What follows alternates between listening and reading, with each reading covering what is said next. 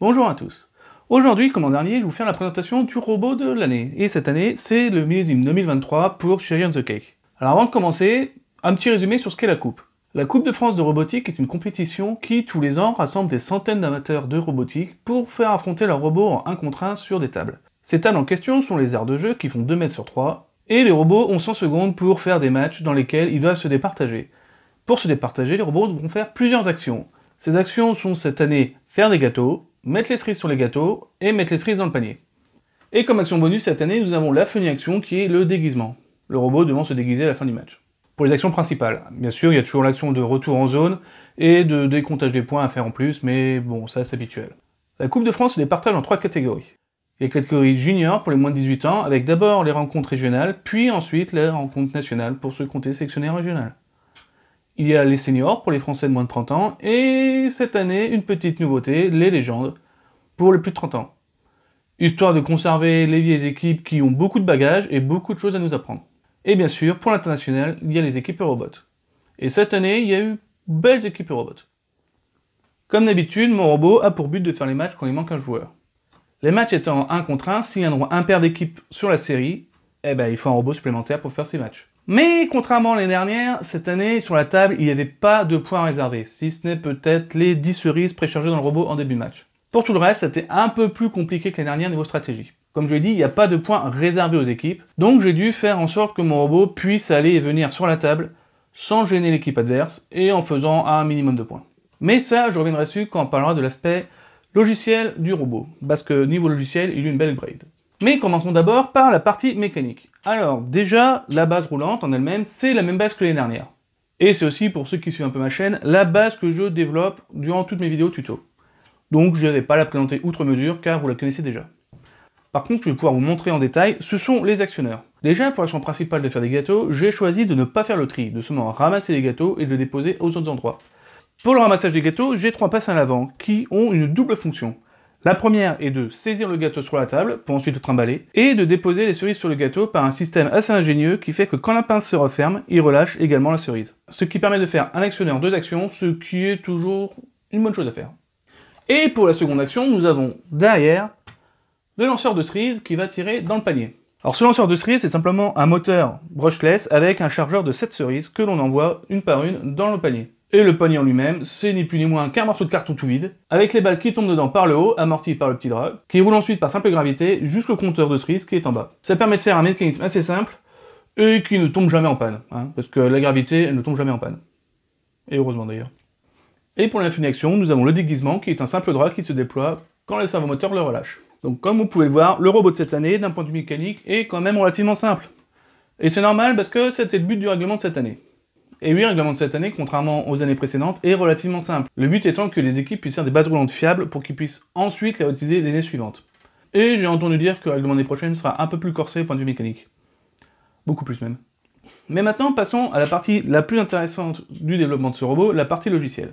Alors, contrairement à l'année dernière où j'avais 2 séquences de prévues dans le robot, une pour le côté droit, une pour le côté gauche, cette année, c'était un peu plus difficile du fait que on puisse démarrer d'un peu partout sur la table, donc j'aurais dû faire 10 séquences.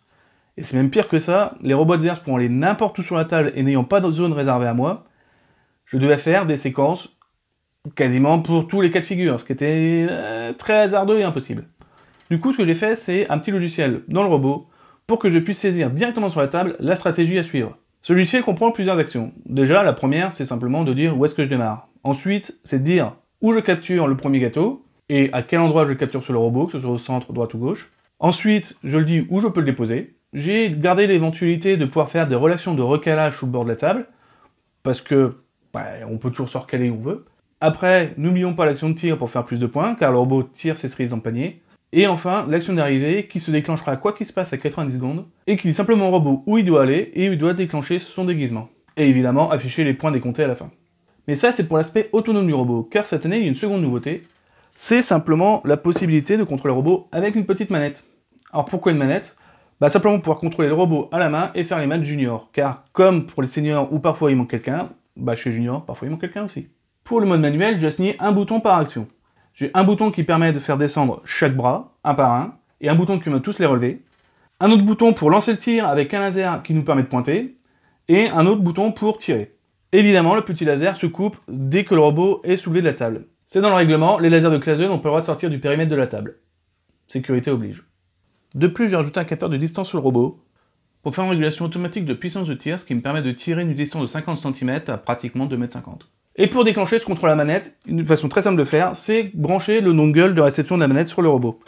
Le robot démarre en voyant le dongle, il sait qu'il est en mode manuel. Et d'ailleurs, il nous l'affiche quand on démarre comme ça. Alors j'ai pas grand chose à dire en plus sur ce robot, car comme vous le voyez, la base c'est la même que l'année dernière, et la mécanique reste quand même relativement simple. Du coup, que dire de plus? Pour cette année, j'ai pris une base de l'Holonome, mais bon, les premiers tests ont prouvé que je maîtrise encore pas très bien l'Holonome. Mais c'est que partie remise. L'année prochaine, je vais essayer de m'y mettre, mais vraiment. Sans compter que l'année prochaine, en plus de développer la base de l'Holonome, si j'ai le temps de le faire, il faudra aussi développer les PMI. Et là aussi, ça va faire plusieurs bases à développer. Il va y avoir beaucoup de boulot. Bon allez, je vais le démonter, et je vais pouvoir reprendre mes tutos robots. À la prochaine. Bonsoir. Avant de vous laisser, je voudrais passer deux petits messages rapides. Le premier, c'est que ma chaîne vient de dépasser les 100 abonnés, et avec seulement 5 vidéos, je pensais pas y arriver aussi vite. Donc, merci à vous tous. Et je voudrais plus particulièrement remercier mon amie Florence, qui, pour les 100 abonnés, m'a offert ce joli petit trophée YouTube en carton. Oui, c'est du vrai carton. Faut que j'accroche ça, je sais pas où, mais peut-être ici, ou... ouais, je sais pas, on verra bien. Mais franchement, merci Florence, t'assure. Bref, j'espère que mes vidéos vous ont inspiré, je vais continuer d'en faire, avec un programme un peu plus régulier, j'espère. C'est vrai que ces derniers temps, avec la préparation de la coupe, du robot et plein d'autres histoires professionnelles, j'ai pas eu le temps de faire plus de vidéos que ça, mais je vais essayer de m'y mettre un peu plus régulièrement qu'avant, histoire de pas sortir une vidéo tous les 4 mois. Ne serait-ce que pour avancer sur les robots. Allez, moi je continue de bosser sur les règlements de l'année prochaine, et amusez-vous bien, gros robots. Ciao.